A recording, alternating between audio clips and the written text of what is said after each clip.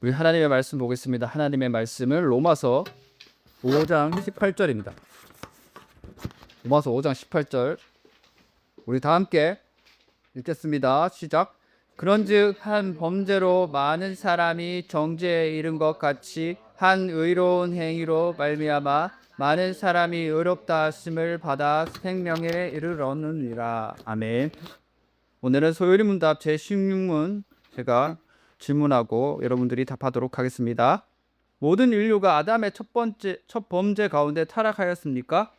아담은 하나님과 맺은 언약에서 자기 자신만이 아니라 그의 모든 후손을 대표하는 사람이었으므로 보통 출생으로 태어나는 모든 인류는 그 안에서 죄를 범하였고 그와 함께 타락하였습니다.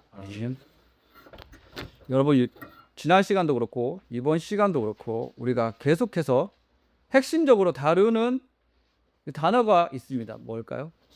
그렇죠. 죄.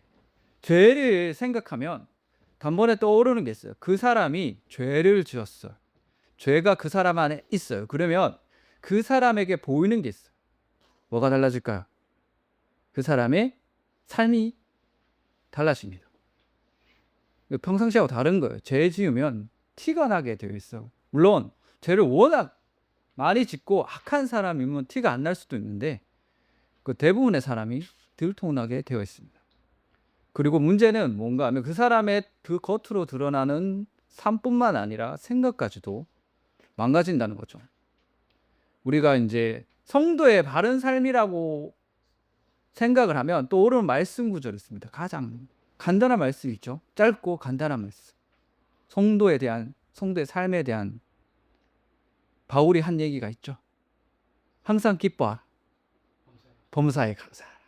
그리고 마지막으로 그렇죠. 우와. 쉬지 말고 기도하라. 이거 외우세요.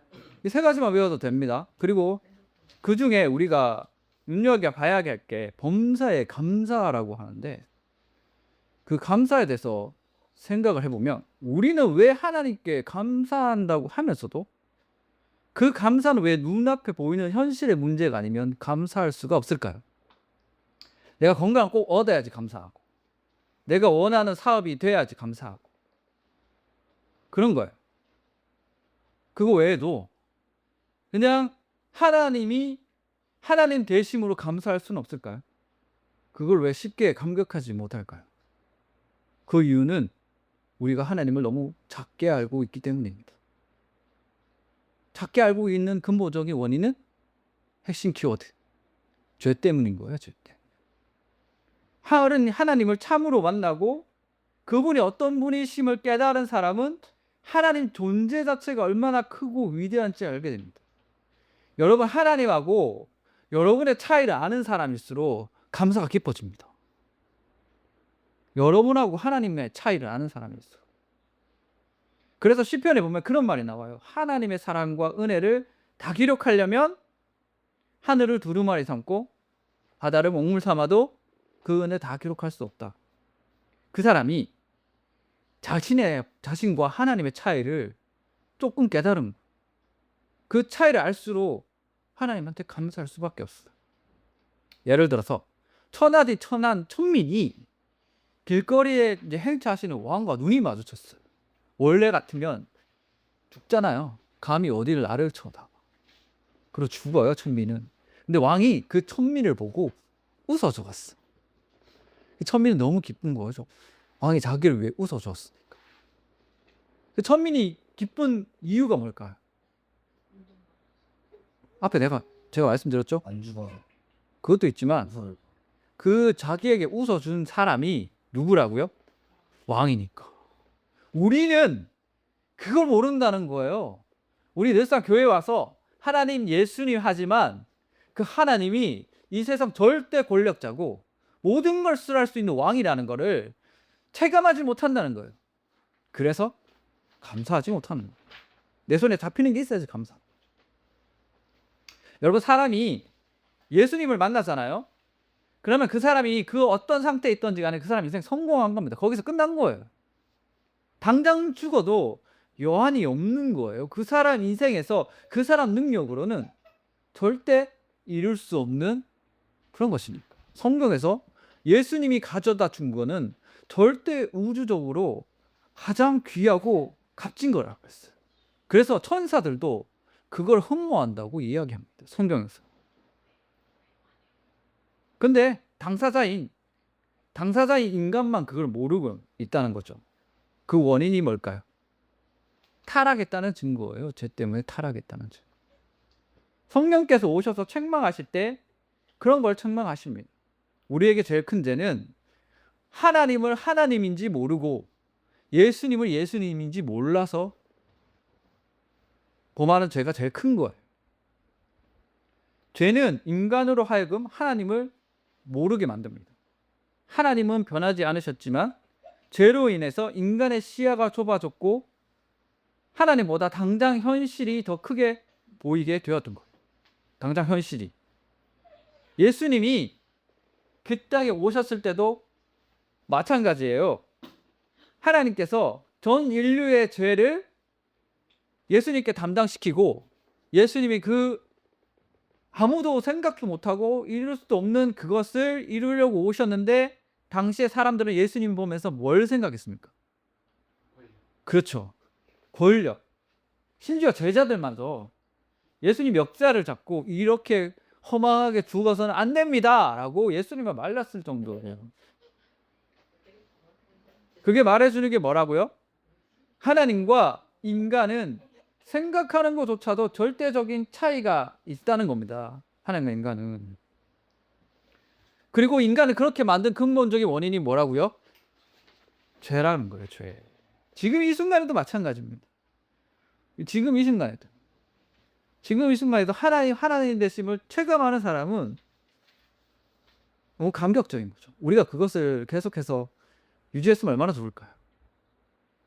처음에 예배 자리에 나갔을 때, 예수님 만나고 예배 자리에 나갔을 때 제가 제일 많이 체감한 게 그거였어요. 나는 이 자리에 있을 수 있는 인간이 아니었다.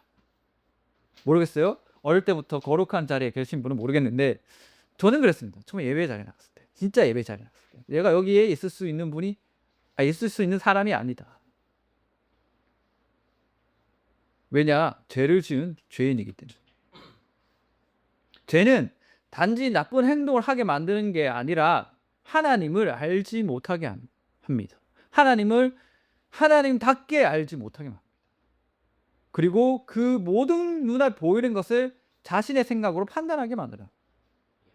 우리가 소일문답 13문부터 죄에 대해서 다루었습니다. 주보 보세요. 주보에 나와 있죠. 13문에부터 죄에 대해서 계속해서 다루고 있어요. 그래서 간략하게 요약을 해드리면 13문에서는 인간이 왜 타락하게 되었는지, 하나님께서 선하게 창조하신 인간이 스스로 하나님의 말씀을 거역함으로 타락했다는 겁니다. 13문은 죄가 뭔지, 죄는 하나님의 법을 어기는 것, 하나님의 법을 어기는 것, 그리고 법을 단순히 어기는 것뿐만 아니라 조금이라도 부족한 걸 죄라고 명시한다. 그리고 15문에서는 뭡니까? 15문에서는 그 죄가 역사 속에 어떻게 역사 속에서 시작되었는지, 구체적으로 아담이 구체적으로 어떤 죄를 지었는지 다루고 있죠. 그리고 16문 오늘 이 시간에는 아담이 지은 죄가 그 밑으로 태어나는 인간들에게서 어떻게 나타나는지 이해 가시죠? 그래서 오늘 해야 될, 머릿속에 계속해서 가져야 할 질문이 뭐냐면, 아담이 그렇게 죄를 지었는가 하고 나하고 무슨 상관인데? 그 생각을 해야 돼요. 그 생각은. 아담이 지은 죄와.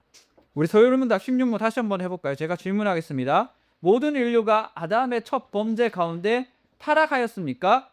아담은 하나님과 맺은 언약에서 자기 자신만이 아니라 그의 모든 후손을 대표하는 사람이었으므로 보통 출생으로 태어나는 모든 인류는 그 안에서 죄를 범하였고 그와 함께 타락하였습니다. 아멘. 16문은, 오늘 우리가 나눈 16문은 왜 인간이 죄인인지 설명합니다. 여기서 핵심은 아담이 첫 번째 사람이 아니라 하나님께서 우리에게 세우신 인류의 대표였다는 것. 그래서 아담의 불순종은 한 사람의 실패로 끝나지 않습니다. 그 아래 태어나는 모든 인류가 그렇게 태어나게 되었다. 다시 말해 죄는 몇몇 사람이 가지고 있는 문제가 아니라 모든 사람에게 있는 문제다. 모든 사람에게. 예수 그리스도를 제외한. 제가 이 설교 스타를 수정했어요. 예수님도 사람으로 태어나셨잖아요. 예수님만 제외하고 모든 사람이 태어날 때부터 안고 나는 문제다. 그래서 성경은 우리가 죄를 지어서 죄인이라고 하는 게 아니라 죄인으로 태어났기 때문에 죄인이라고 하는 거예요. 정말 중요한 거예요. 죄인으로 태어났기 때문에. 그런데 사랑하는 성도 여러분, 인간의 역사 속에서 이 원죄의 교리를 가장 받아들이기 싫어했습니다. 이 인간의 가장 큰 문제를 원죄로부터 시작되는 문제인데 이것을 인정하기 싫어했어요. 왜냐하면 원죄를 인정하는 순간 인간 스스로 자기 힘으로 자기를 구원할 수 없다는 걸 인정하기 때문에. 이게 언제부터 대두됐냐? 종교개혁 이후부터. 원래 종교개혁 이전에 15세기까지는 그래도 사람들이 전부 다 하나님을 보고 있었어요. 근데 교회가 타락했죠. 타락하면서 종교개혁이 일어났어요. 종교개혁 다음에 뭐가 일어났습니까? 네 글자. 르네상스가 일어났어요. 르네상스가 어떻게 했냐? 르네상스가 이제 학문이 발달하잖아요. 사람들 서로 많이 배우고 접에 넓어지니까 관심이 신으로부터 인간으로 이동하게 됐어요. 인간으로 이동하면서 17세기, 18세기에 뭐가 들어왔죠? 이성을 중요시하는 계몽주의가 들어왔어요. 그래서 뭐든지 이성으로 해석하려고 했어요. 이성으로. 그래서 신학도 이성이 들어와서 이성이 납득이 돼야지 받아들여지는 거예요. 그때부터 이제 자유주의가 들어온 거죠. 자유주의. 그런데 이성이 납득이 안 될 때가 있었어요. 물론 마찬가지잖아요. 우리가 이성적으로만 다 따지면 우리가 이것을 하나님 성경을 볼 수가 있습니까? 그렇게 안 되는 거죠. 근데 문제는 뭐냐? 그 원죄를 인정하는 순간 이 이성이 제대로 기능을 할 수가 없게 된다는 것을 인정하기 때문에 원죄를 받아들이려고 하지를 않았어요. 그래서 인간의 가장 큰 문제를 하나님 앞에서의 죄의 문제보다 다른 걸로 돌리기 있어요. 내가 모르는 사실이 있는 거다. 이 세상에 모르는 지식이 있는 거다. 그리고 또 사회 구조가 잘못돼서 이렇게 된 거다. 원래 세상이 망하는 거는 죄 때문에 망하는 거예요. 간단하게 말해서 여러분 인생이 힘든 거는 죄 때문에 힘든 거예요. 내 앞에 뭐 돈이 없어서, 내가 병이 있어서, 내가 이상한 집안에 태어나서가 문제가 아니라 인간의 근본적인 문제는 죄 때문인 거예요. 그런데 이성이 발달하고 공부를 좀 했다는 사람들이 그 당시에 사람들이 이걸 인정하고 싶지 않았어요. 다른 데서 문제를 찾으려고 했죠. 근데 성경은 처음부터 인간의 가장 큰 문제는 지식의 부족이 아니라 하나님을 떠난 죄다라고 선언하고 있습니다. 그래서 소요리 문답 16모는 오늘도 여전히 우리에게 가장 현실적인 진리를 말하고 있는 겁니다. 여러분이 힘든 거는 여러분의 조상인 아담이 죄를 지어서 그 죄가 지금까지 이어져서 우리가 이렇다. 원죄는 단순히 인간에게 죄책만 남긴 게 아닙니다. 인간의 의지까지 죄로 묶어버렸어. 이게 무슨 말이냐? 사람들은 이성적으로 생각할 때 내한테 자유의지가 있으니까 나는 하나님을 선택할 수 있어. 나는 선한 일을 할 수 있어 라고 생각을 하지만 안 돼요. 타락해서 이성조차 다 망가졌기 때문에. 타락해서 이거. 얼마든지 하나님을 선택할 수 있다고 생각합니다. 근데 전혀 안 됩니다. 망가진 인간의 결과예요. 착각하는 게 있어. 사람들이 정말 많이 착각을 해요. 하나님 본인 스스로가 그 사람한테 찾아가서 자기를 드러내지 않는 한 그 사람은 하나님을 절대 알 수가 없습니다. 그리고 예수를 믿는 사람조차 선한 일을 하기 위해서는 하나님이 이끌어 주셔야지 할 수 있는 거예요. 자기가 무슨 자기 힘으로 할 수 있다고 그건 착각하는 거죠. 자기를 과대평가하는 거예요. 교만한 거예요. 아닙니다. 하나님이 열어주시고 이끌어 주셔야지 할 수 있는 거예요. 심어 주셔야지. 그래서 성경은 사람에게 뭐가 필요하다? 은혜가 필요하다고 이야기합니다. 은혜가. 그래서 죄인에게 자유의지는 다 망가진 거예요. 다 망가진 거예요. 하나님을 인식할 수조차도 없어요. 선한 일을 하는 것 같아도 그 안에는 다 자기 욕심과 자기 영광이 깔려 있어요. 그 회로가 자동적으로 흘러가요. 누가 시키지도 않았는데 사람 밑에 다 깔려 있죠. 그게 원죄의 결과라는 거예요. 결과. 그런데 16세기부터 18세기, 19세기, 20세기 지금까지 오면서부터 머리가 뛰어나고 공부를 많이 한 사람들이 이 문제를 어디서 찾았냐? 환경의 문제다. 교육을 하지 않은 거의 문제다. 다른 걸로 대체해서 그것을 답으로 제시하려고 했지만 계속해서 실패했어요. 심지어 당시 세계에서 가장 발달한 나라들이 모여있는 유럽에서 제일 큰 전쟁 2개가 일어났죠. 세계대전 2번 일어났죠. 만약에 이성적으로 발달해서 죄를 잡을 수 있었으면 세계대전을 일으키면 안 되는 거잖아요. 근데 로마가 제일 타락을 했었고, 그리고 그 이후로도 근대에 들어와서도 세계전쟁을 일으킨 거는 유럽이 먼저 일으켰어요. 그것은 죄의 원인이에요. 죄. 인간은 고쳐 쓸 수 없는 존재라는 거예요. 인간은.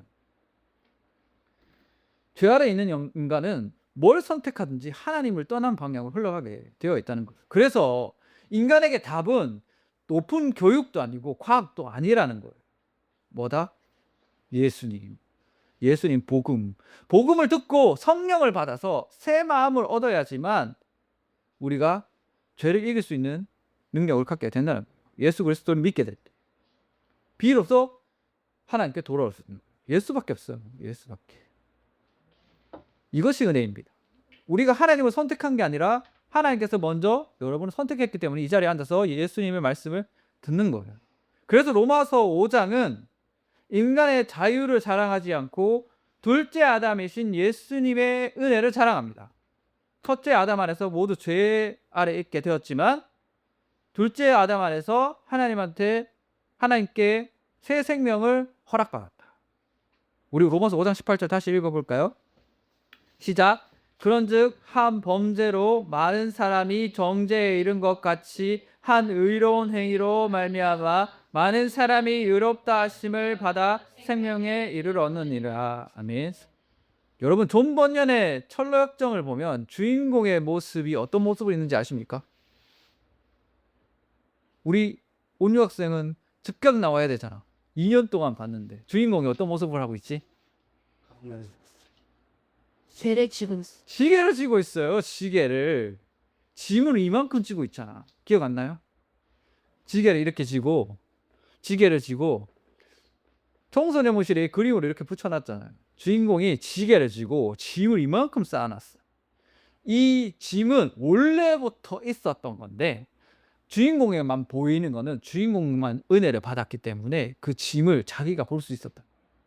근데 그때 사람들이 주인공을 어떻게 판단했는가 하면 주인공이 세상 멸망한다고, 이 짐과 죄 때문에 세상 멸망한다고 그토록 사람들에게 호소를 했지만 사람들은 어떻게 받아들였냐?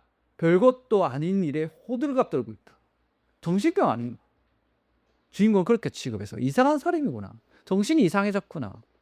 평온한데 심지어 가족조차도 주인공의 말을 아무도 안 믿었어요. 그렇죠. 집에서 나갔어요. 그래서 아내, 딸조차도 별것도 아닌 문제로 가지고 아버지가 그렇게 호들갑을 떤다고 이해를 못했어요. 주인공이 지고 있던 이 짐이 뭐라고요? 우리가 지금 다루고 있는 원죄. 아담으로부터 받은 죄, 그만큼 쌓아가고 있었다. 이 짐을 어디서 내려놓을 수 있냐? 오직 예수 그리스도 십자가 앞에서. 그래서 주인공은 십자가를 향해 달려. 그러면 여러분들은 어떻습니까? 예수 믿고 성령 받은 우리는 이제 이 문제에서 완전히 자유로워졌습니까? 그렇지 않습니다. 그렇지 않아요. 죄의 정죄에서는 자유를 얻었지만 죄의 흔적은 여전히 우리 삶에서 역사하고 있습니다. 그래서 우리는 여전히 하나님보다 현실을 크게 보고 성경에서 아무리 염려하지 말고 하나님 다 여러분을 붙잡고 구원해 주실 거라고 아무리 얘기해도 그게 믿어지지가 않는 거예요. 내 형편을 먼저 생각하게 되죠. 영원한 나라보다 오늘 내 문제에 마음이 더 뺏기게 됩니다. 이게 원죄의 잔재인 거예요. 원죄의 잔재. 그러므로 성도의 신앙생활은 단순히 죄 몇 가지를 고치는 게 아닙니다. 날마다 하나님을 다시 크게 보는 삶인 거예요. 하나님 어떻게 본다고요? 다시 크게 보는 삶. 이걸 하려면 뭘 해야겠죠? 하나님이 그래서 은혜의 방편을 주신 거예요. 예배를 드리고 기도를 하고. 지난 시간에 계속해서 강조했죠? 우리가 예배 드린 이유가 뭐라고요? 하나님께서 진리를 가르쳐 주셨는데 우리가 그 진리를 진리대로 믿지 않는다는 거예요.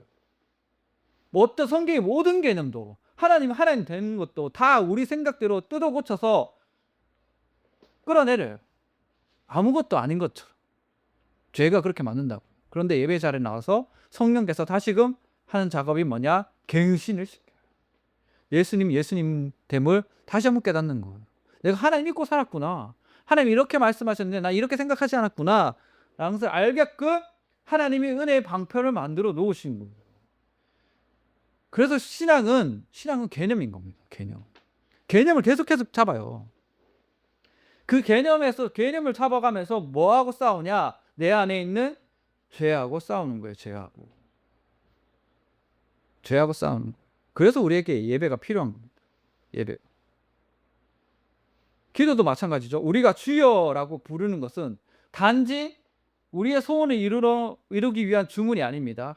그 한마디에는 주님, 저는 이 세상에서 또다시 그 세상의 흐름처럼 살아가고 싶지 않습니다. 내가 지금 이 세상의 흐름과 똑같이 끌려가고 있습니다. 저를 붙들어 주십시오라고 하나님께 호소하는 거예요. 주여라고 하는 거예요. 이렇게 살아서는 안 되는데. 괴로울 때도 주여라고 하지 마. 하나님 말씀대로 살겠습니다라고 외치는 거예요. 도와달라고.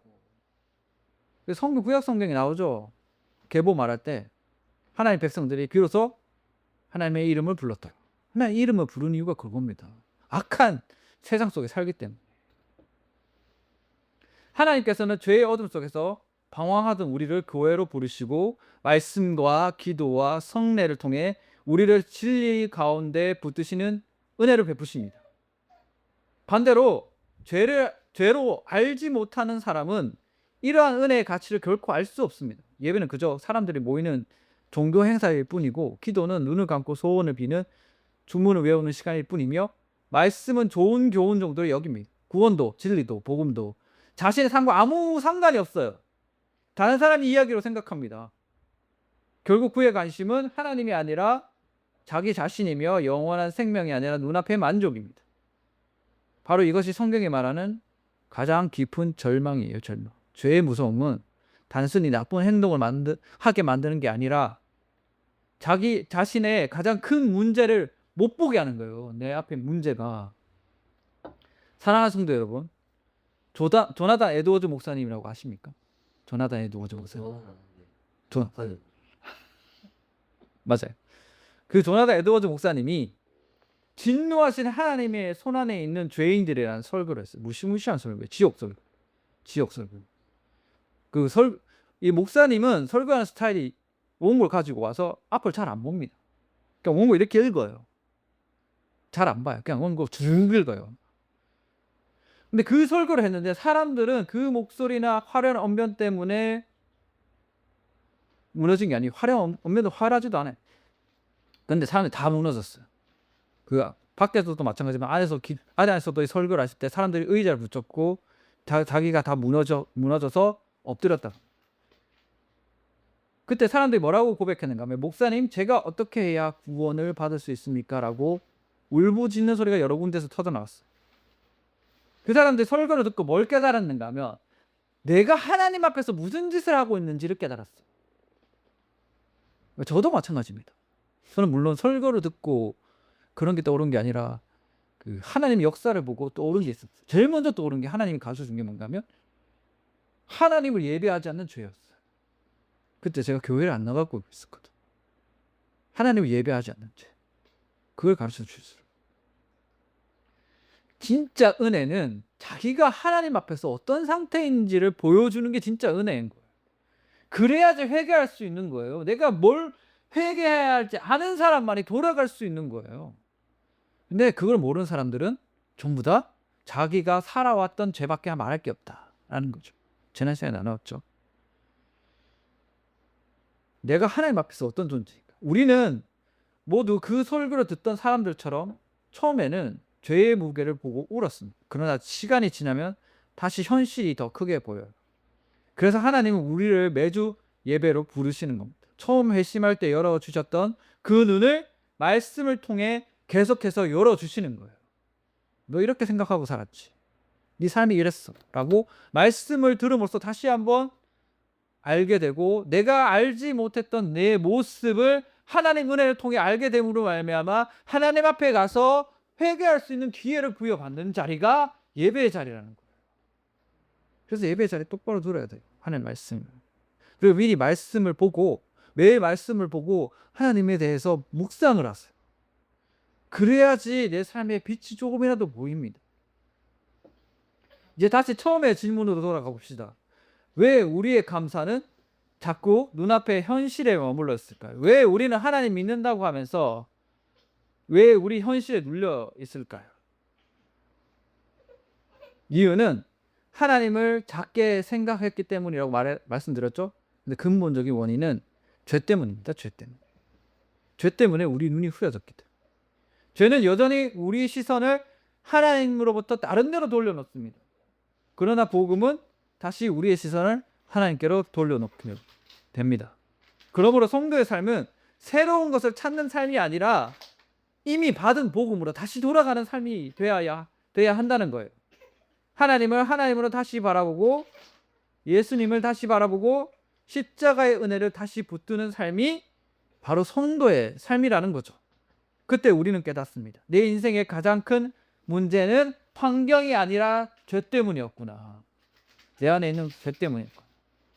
내 인생의 가장 큰 복은 어떤 문제가 해결된 게 아니라 예수님이 오셔서 그 죄의 문제를 해결해 주셨구나라는 것을 믿게 되었다는 거죠. 오늘 로마서 5장은 우리에게 두 사람을 보여줍니다. 첫째, 죄를 지은 아담. 그리고 생명을 주로 그 죄를 사하러 오신 예수님을 보여줍니다. 이것이 하나님께서 우리에게 베푸신 가장 큰 은혜입니다. 그러므로 사랑하는 성도 여러분, 세상이 아무리 흔들려도 우리의 시선만은 예수님께로 향하였으면 좋겠습니다. 우리의 죄의 문제도 중요하고 죄를 바르게 바라보고 그것을 들고 주님께로 가는 것도 중요합니다. 그러나 가장 중요한 것은 복음, 그 죄를 담당하셨던 예수 그리스도의 십자가의 은혜라는 겁니다. 그 십자가의 은혜 속에 사는 복된 한 주간이 되시기를 주님의 이름으로 축원드립니다.